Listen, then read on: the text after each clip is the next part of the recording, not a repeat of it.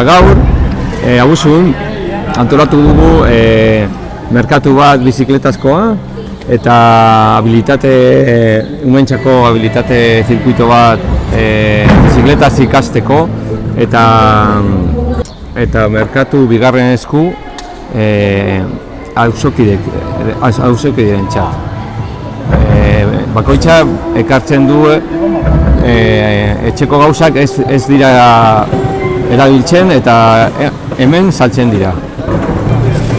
Bai, azken finean, aste berdean aurten ekonomia zirkularraren gaia da edo eramaten dugu, horrezegatik merkatu txiki bat prestatu dugu. Merkatu horretan eskuko gauzak egiten ditugun saltzeko eta baita ere etxeko gauzak erreziklatzeko. Jostailuak, prendak, boltsak, denetari ekarri dituzte jendeak.